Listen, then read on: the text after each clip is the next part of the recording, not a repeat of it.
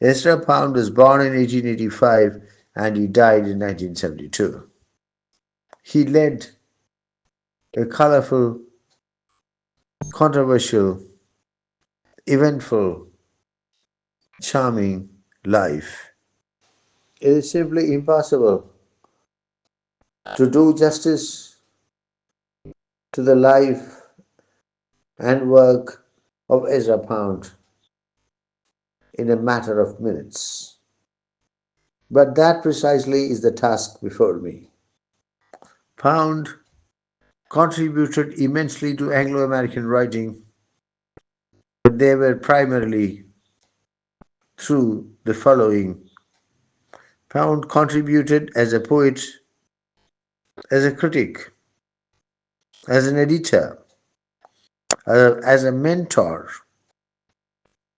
Thus, the contribution of Ezra Pound spans four planes.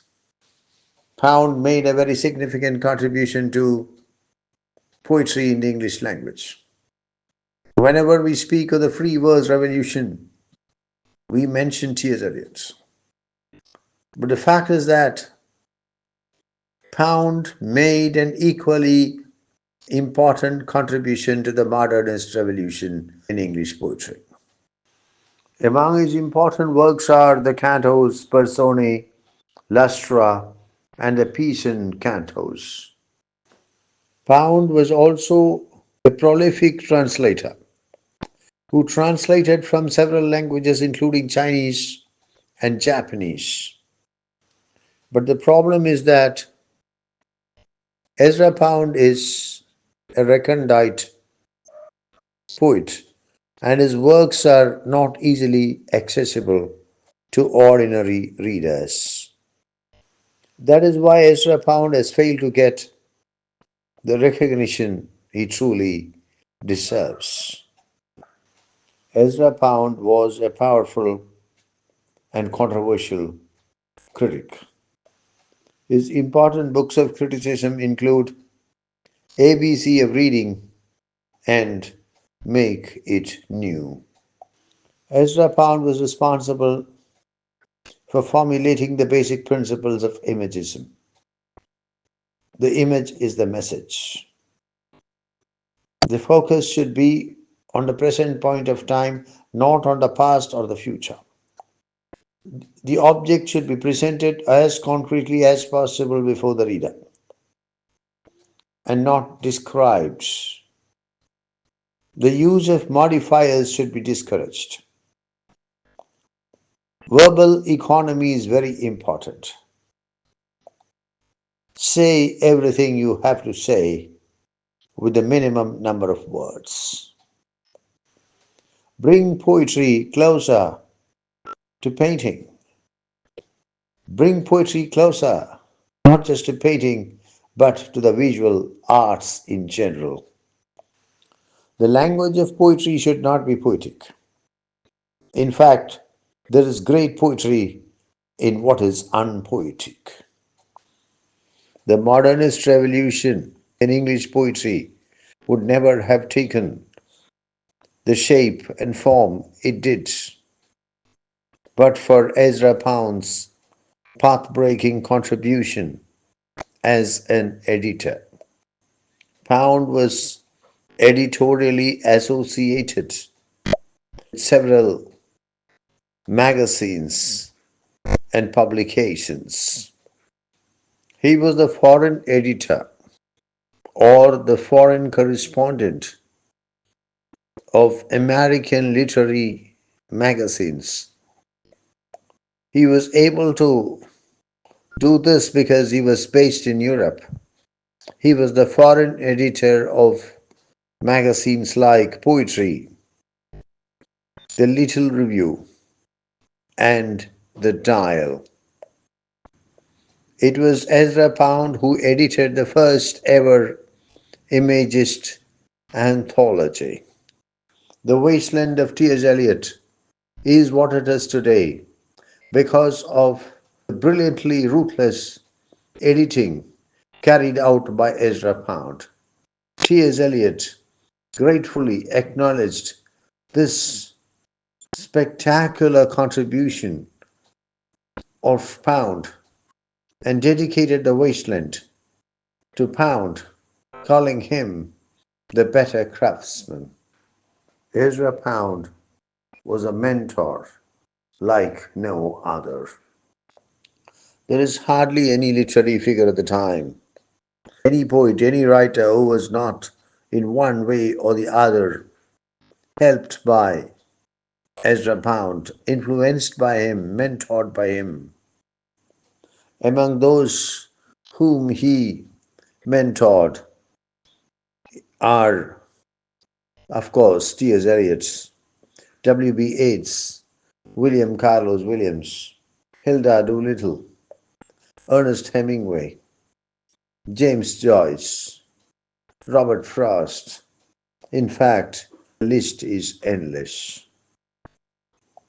Of those whom he mentored, I would like to speak a little more about two persons.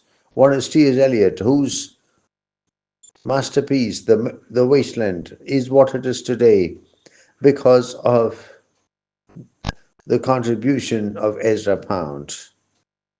T.S. Eliot gratefully acknowledged this contribution, dedicating The Wasteland to him, calling him the better craftsman. The second person is James Joyce. James Joyce was able to find a publisher because of the help and advice given by Ezra Pound. I shall read this little great poem, Inner Station of the Metro. The apparition of these faces in the crowd, petals on a wet black bough. Perhaps the best way to approach the poem is to start talking about the Paris Metro. The Paris Metro is the second oldest metro in the world, the first being the London Metro, the Tube. The Paris Metro was inaugurated in 1900, July the 19th, 1900, without much fanfare during the Paris exhibition. It is one of the most efficient rapid transit systems in the world. The Paris Metro competes with the Moscow Metro for the position of the most beautiful, the most grand metro system in the world. I think it is very significant that Ezra Pound has used the Paris Metro as the locale for this poem. The metro, as I said, was inaugurated in 1900, and probably Pound saw the metro as symbolizing the new world that was emerging out of the ashes of the 19th century. The Paris Metro for Ezra Pound probably symbolized the new world, the new universe that was emerging and that would dominate the 20th century. Not for nothing did Ezra Pound proclaim repeatedly, "Make it new." The Concorde metro station is an important transportation hub in Paris, an important transportation hub of the Paris Metro. It serves lines 1, 8, and 12 of the metro, and it is frequented by sightseers and tourists because the Concorde station provides access to some of the most important historical landmarks of the city of Paris. Inner station of the metro was inspired by an experience that Ezra Pound had in a station of the metro. The metro is the Paris Metro, and the station is the Concorde station. The poet had this experience in 1912. To begin with, the poem was rather long, something like 30 lines. But Ezra Pound pruned it with characteristic brilliance and characteristic ruthlessness in order to facilitate it to attain its present form. Inner Station of the Metro was first published in the April 1913 issue of the literary periodical Poetry. Inner Station of the Metro is widely looked upon as the first haiku in the English language.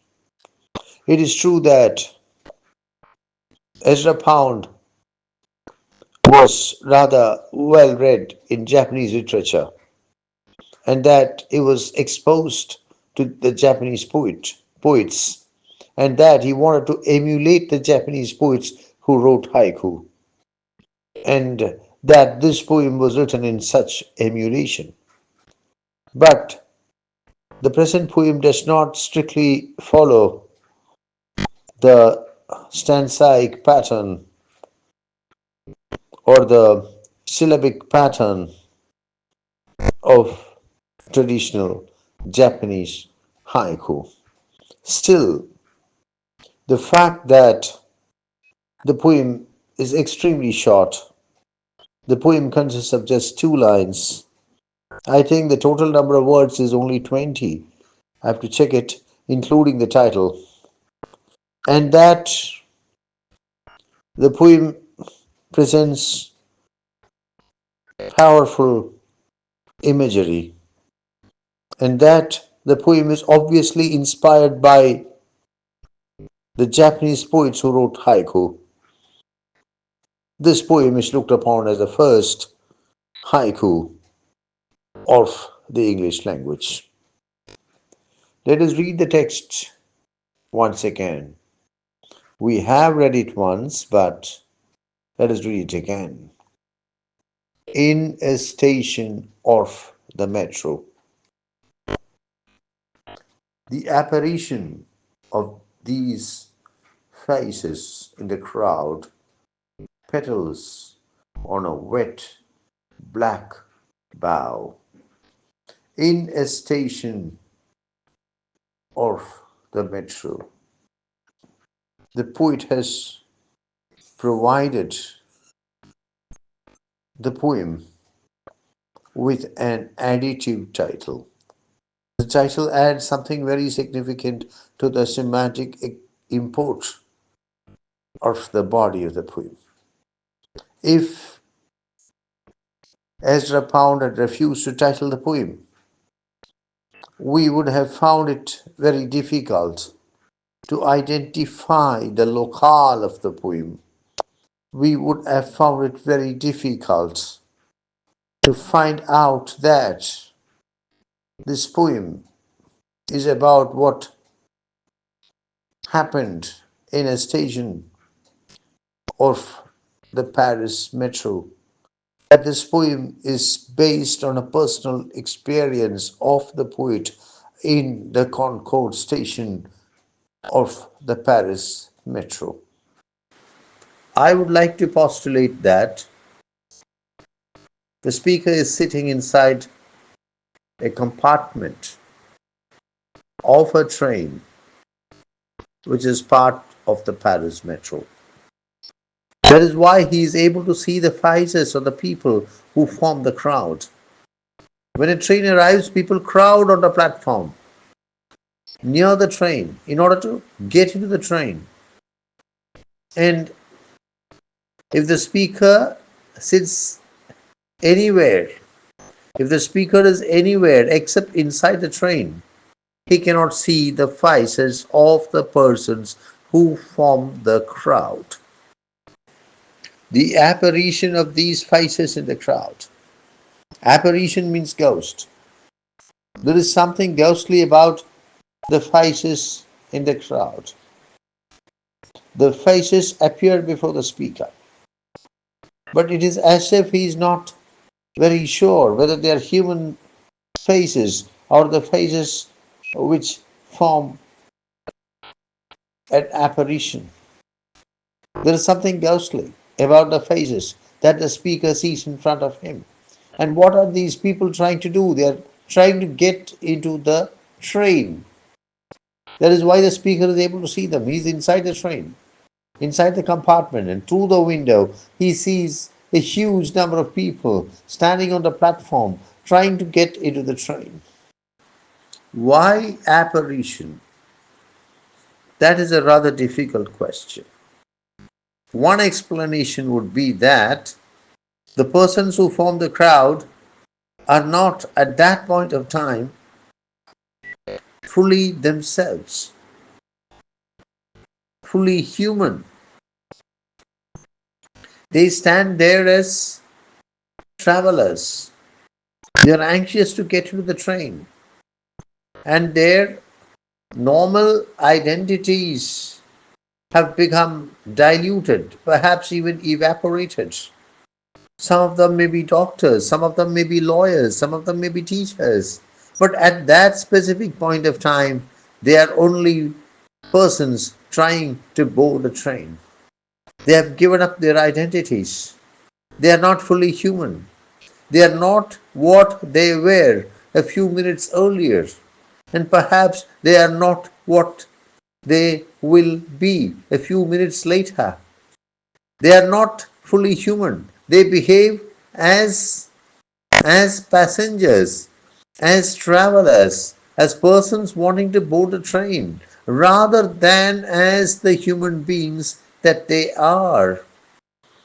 I think it is night, and perhaps the speaker is not able to see the faces clearly. You must remember, this is the early 20th century, 1912. The lights were not so bright as they are now, and perhaps the Concord railway station, the Concord metro station, was not as well lit as it is now. There is something ghostly about the faces. The faces are not clearly visible to the speaker. One interpretation is that the persons there behave as ghosts rather than as human beings. They give up their identities as human beings, and for some time, for a few minutes, they are just just figures trying to board a train. Perhaps even just puppets trying to board a train. They give up their identities for a few minutes. So, the poet uses the word apparition. Another interpretation could be that it is night time and the Concord metro station is not well lit and the speaker is not able to see the faces of the persons forming the crowd clearly. The apparition of these faces in the crowd. See, look at the brilliant economy, the brilliant economy of words, the brilliant verbal economy. The poet does not say anything which is even very, very slightly unnecessary. The apparition of these faces. The poet could have paused to describe who they are, explain who they are, but the poet refuses point blank. The apparition of these faces in the crowd. There's a crowd, there are faces forming the crowd, and the poet simply says, these faces.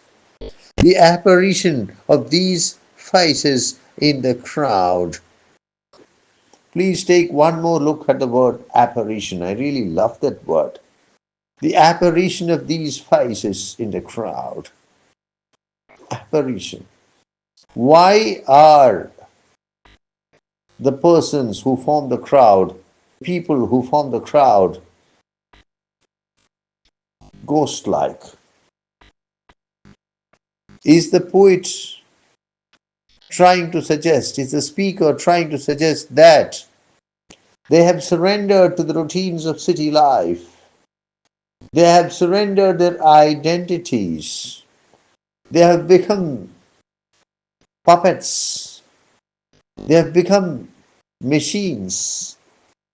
And as a result of completely surrendering to the mechanical life of the city, which is impressively symbolized by the metro station, by the Concord station, they have become ghosts. Perhaps one more reading is possible. Look at the word apparition yet again. It's late evening, perhaps it's night. Are the people there returning home after the day's work? And has the day's work enervated them, left them enervated? Are they exhausted? Has the day's work drained them of their energy, of their imagination, of their life itself? Is that why the speaker uses the word apparition? Office goers returning home after a long day's dull work, after a long day's mechanical work, which has robbed them of their spirit, of their life. They are no longer human beings. They are no longer the human beings they were in the morning. They are now ghosts. Is that why the speaker uses the word apparition? Petals on a wet black bough. We use the word petal usually to mean the segment of the corolla of a flower. But it can also mean leaf, anything which spreads out. I think the Greek root is petalon, which means leaf. Petals on a wet black bough. It's late in the evening, it's night. It has rained. Bough means branch. And there are petals arranged one after the other. Petals on a wet black bough. This is a fantastic example of verbless poetry. The apparition of these faces in the crowd, petals on a wet black bough. Have you been able to find any verb anywhere? A poem stands all by itself. No verb, without any verb. But the poem is effective. The poem is powerful. The poem is spectacular. What is happening here? The poet juxtaposes just two images. The apparition of these faces in the crowd, petals on a wet black bough. Juxtaposition of two sharply defined images, apparently from two different worlds, two different universes. I would even go further and say that it is not just juxtaposition, it is telescoping. The telescoping of two powerful images from two very, very different worlds. Thus, a comparison is set up. Not just a comparison, a juxtaposition. Not just a juxtaposition, a telescoping, a conjunction. And that is the crux of the poem. The first image is from the modern world. The everyday world of city life. In Paris, one of the great cities of the world, office goers working may be at the cutting edge of modernity. The second image is from nature, petals. Petals on a wet black bough. The brilliance of Ezra Pound is that with absolute verbal economy, he merges the two images, seemingly from two different worlds. And what is the result? What does the poem convey as a result of this juxtaposition, this conjunction, this telescoping, this merger? Is one petal different from another petal? Not at all. Every petal is like every other petal. This is probably one of the things that the poem tries to convey. The routine of city life converts almost every city dweller into somebody who is like every other city dweller. With some exaggeration, we can say that every one of those persons waiting for the train, persons trying to board a train, we can say of them that every passenger is like every other passenger. The poet speaks of faces, the apparition of these faces. But the fact is that they are all faceless. They are all dummies. They are all puppets. Every passenger is like every other passenger, more or less. With some exaggeration, we can say that. And this facelessness is highlighted by the image of the petals. Just as every petal is like every other petal, every city dweller is like every other city dweller. Do the petals have agency? Can the petals decide anything on their own and carry out those decisions? Not at all. The petals are there. They are totally lacking in agency. Maybe they are just fluttering in the breeze. All that they can do is to move when there is an air current. I think this is also applicable to the city dwellers. Men lacking in agency. Men who move when there is an air current. Men who flutter in the breeze and nothing more.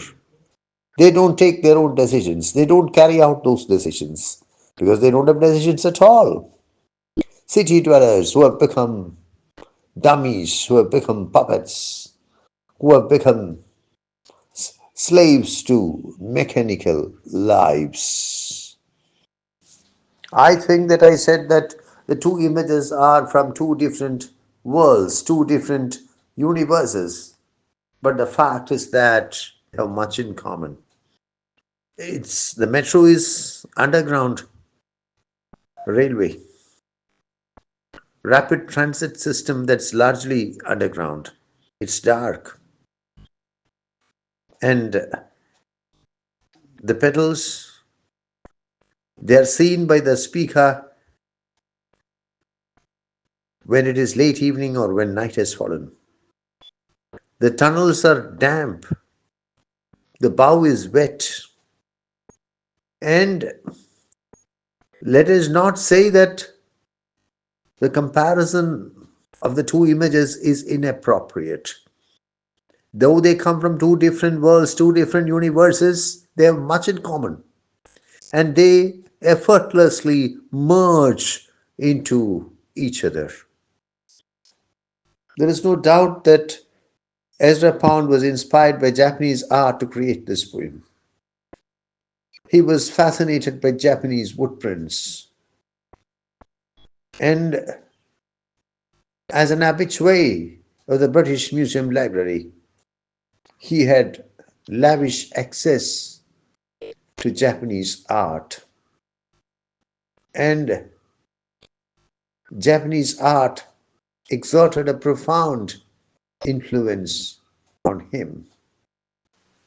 It has been suggested that, in particular, Ezra Pound could have been inspired by the beautiful woodprint of Suzuki Harunobu titled Woman Admiring Plum Blossoms at Night. In it, we see a Japanese woman, a good looking Japanese woman, an elegantly dressed Japanese woman, looking with admiration at plum blossoms, at the blossoms on a plum tree, in the light of the lantern that she holds in her hand. If Inner Station of the Metro is not an Imagist poem, what is an Imagist poem? This is the quintessential Imagist poem. There's nothing in the poem except two very striking, very powerful images juxtaposed against each other, or even more accurately, telescoped into each other. As has already been pointed out, it's a verbless poem. There is verbal economy, just 20 words including the title, just 14 words excluding the title. The diction is everyday, conversational. Needless to say, it's a free verse poem. You cannot have an Imagist poem in traditional verse, or at least that was what Ezra Pound would have thought. Unlike in Romantic poetry and Victorian poetry, the focus is on the present moment, the present point of time. The poem is very close to the visual arts. If you read the poem carefully, you feel that you are seeing a piece of visual art. And it has been established that Ezra Pound was very much inspired by Japanese paintings, by Japanese footprints. And it is under this influence, this inspiration, that the present poem came to be written. In Imagist poetry, as in the case of the present poem, the image is the message. The image is presented stark, detailed, powerful, overwhelming the reader. There is absolutely no attempt to say anything additional, to add anything to the image, to beat about the bush. The focus is the image. The image is the message. We have been speaking at length about Imagism. We have called Ezra Pound the high priest of Imagism. We have said that Inner Station of the Metro is the quintessential Imagist poem. But what is an image? Ezra Pound has a very convincing answer. Ezra Pound said that an image is that which presents an intellectual and emotional complex in an instant of time.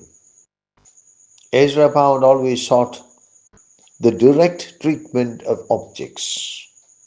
No roundabout way, no beating about the bush, no ornate descriptions. Go directly to the object. Present the object directly before the reader. And what is an image? That which presents an intellectual and emotional complex. What is a complex? A complex is something which consists of many parts, many differing parts, which are related to one another and which are conjoined in it, which are integrated in it. The complex consists of differing parts, many differing parts, several differing parts, but the parts are conjoined in the complex. They are integrated in the complex and they work together in the complex. So for Ezra Pound, the image is first of all a complex. It consists of many parts which are related to one another, which are conjoined in the complex, which work in an integrated manner. What kind of complex is it? An intellectual and emotional complex. See how carefully Pound has chosen the terms. Intellectual, emotional. Poetry cannot solely be head. It can also not be solely heart. There is a cerebral component in poetry, intellectual component, an intellectual aspect. There is also an aspect of feeling. There is also an emotional aspect. And the intellectual and the emotional are conjoined in the complex. And thus the image is created. So now we have three things before us. The image is a complex. The image is an intellectual complex. The image is also an emotional complex. There is a fourth thing that we should consider in an instant of time. I've been saying this over and over again.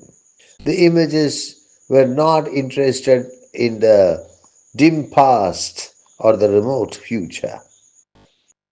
Their focus was on the present, in an instant of time. So, how is an image created? It's a complex. There is an intellectual aspect, there is an emotional aspect, and the complex is predicated at the present moment. We get a fantastic exemplification of Pound's definition of the image in the present poem. In a station of the metro is a small poem, is a short poem, just two lines, just 20 words, including the title, just 14 words, excluding the title. The diction is simple, everyday, common. There is no word in the poem which a schoolboy will not fail to recognize or will not fail to understand. It's a free verse poem. The regulations of traditional verse regarding rhyme, meter, and stanzaic pattern are not followed in it. It is not at all musical in the traditional sense of the word. The rhythms are conversational, and it is an excellent example of modernist poetry. A metaphor is an implicit simile. In both simile and metaphor, two things are compared. But in metaphor, the comparison is indirect, subtle, nuanced. Words like and as are not used in a metaphor. In the present poem, I think it would be wrong to say that there is a metaphor because the metaphor is the poem. What is the metaphor? Two things are compared. The apparition of faces in the crowd and petals on a wet black bough. The poet does not say that one is like the other, but he just places the two things side by side. He just juxtaposes the apparition of the faces in the crowd and the petals on the wet black bough. No direct comparison is effected, but a very indirect, subtle, powerful comparison is established. The metaphor linking the apparition of the faces in the crowd and the petals on the bough, the wet black bough, I would not say is the heart of the poem, but I would say is the poem. I think we can go a step further and say that the figure of speech that is the poem is not only metaphor but also juxtaposition. In juxtaposition, two things are placed side by side. Two things are brought into conjunction. And usually, these are two things which are otherwise seldom brought into conjunction with each other. Here we have the phases, the apparition of the phases, and the petals on the bough, and they are placed probably for the first time in the history of world literature. They are placed side by side.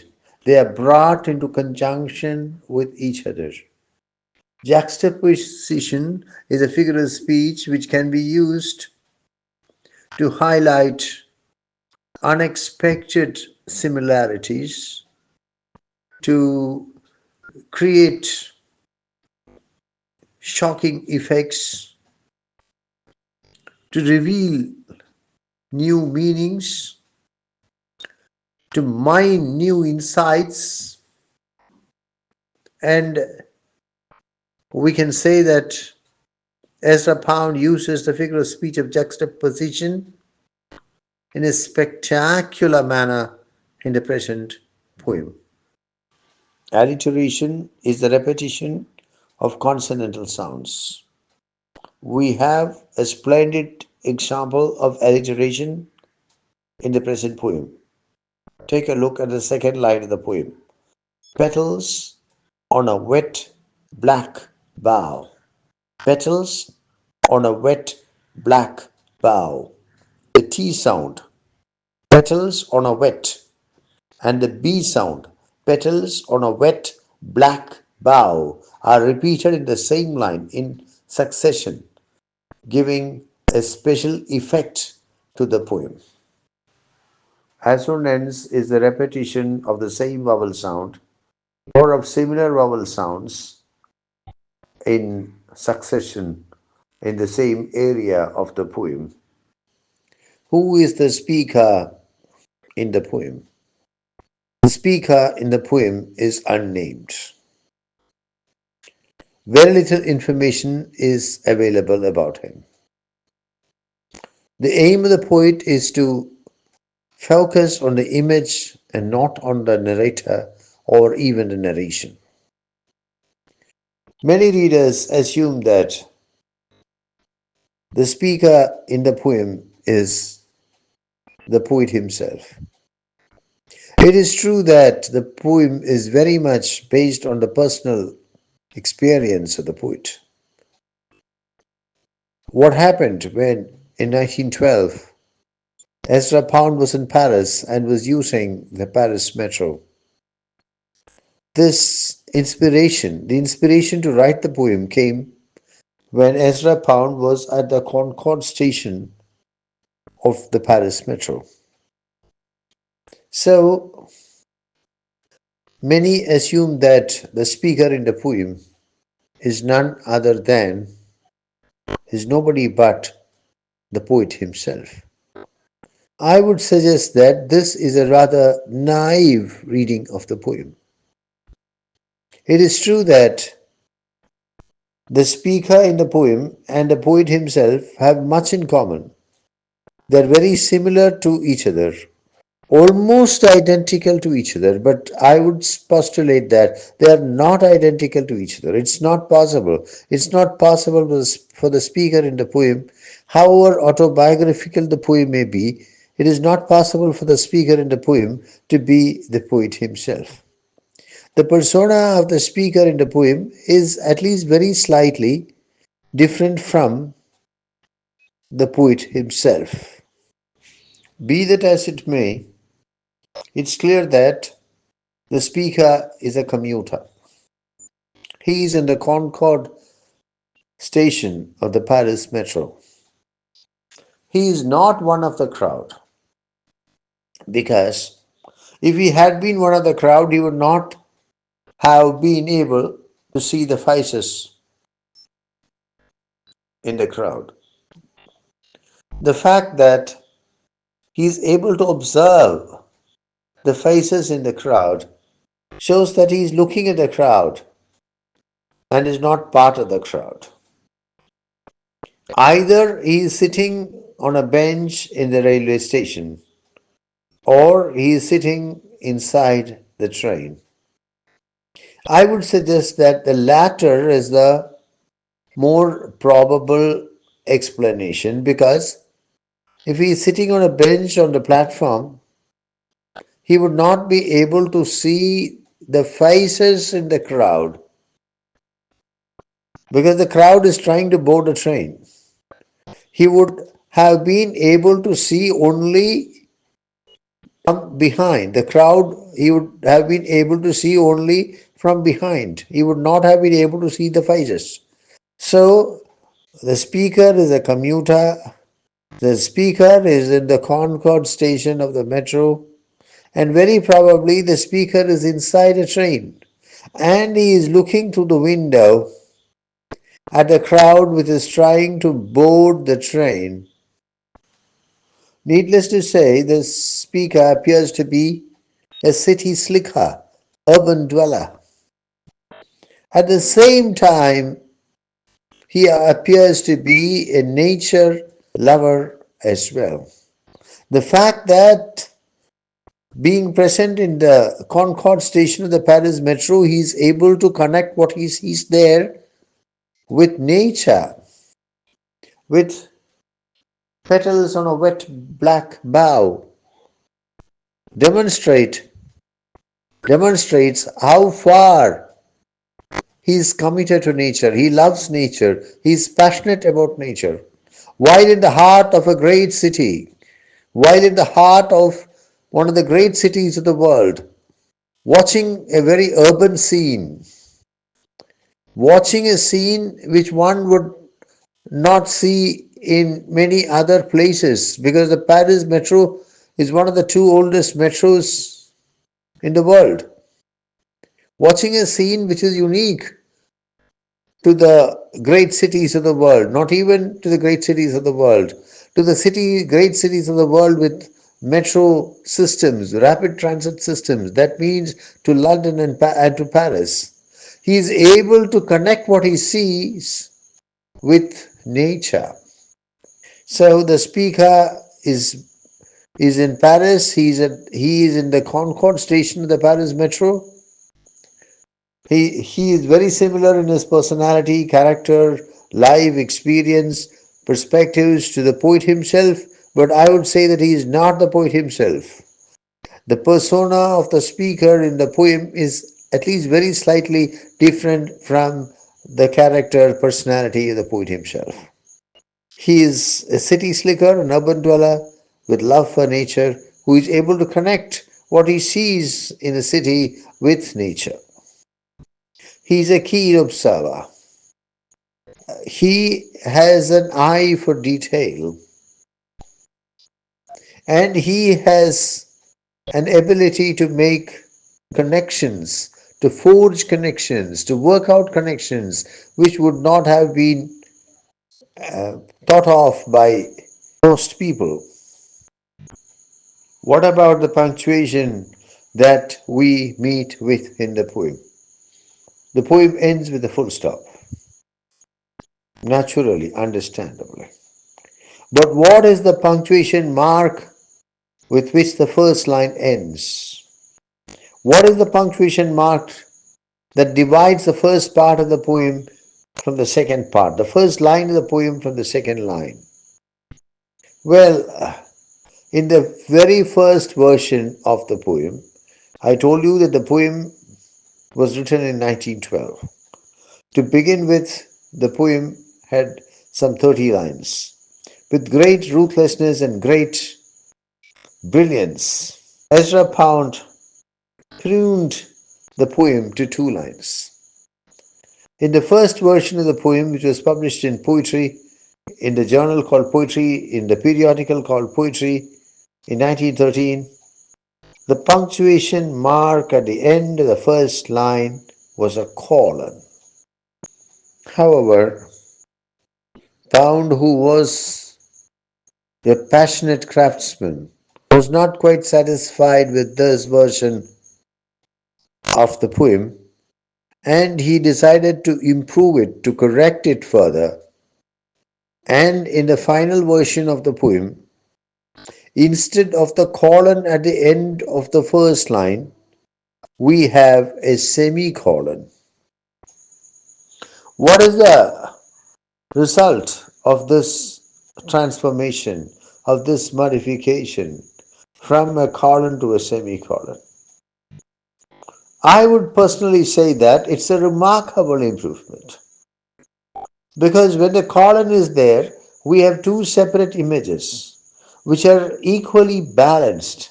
Two separate images separated by a colon. The colon gives the message that the two images are equally important and they are as if on a balance, on the two scales of a balance. But when the colon came to be replaced by the semicolon, the scenario changed dramatically. The semicolon integrates the two images more closely. The semicolon does not try to work out a balance between the two images, does not try to create a distance between the two images. Instead, the semicolon brings the two images further close, integrates them, merges them. And I think that by replacing the colon by the semicolon, Pound has achieved something extraordinary and succeeded in making the poem a very successful poem, much more successful than earlier. I think it's time for me to conclude the discussion. I've been speaking for quite some time now. My wife says that I am like the brook of Lord Tennyson. Men may come and men may go, but I go on forever. Once I start talking, I go on forever. So I better wrap up the discussion by speaking very briefly of Vorticism. Vorticism was a short-lived movement, more artistic than literary, spanning the years between 1912 and 1915, and Ezra Pound was closely associated with the movement.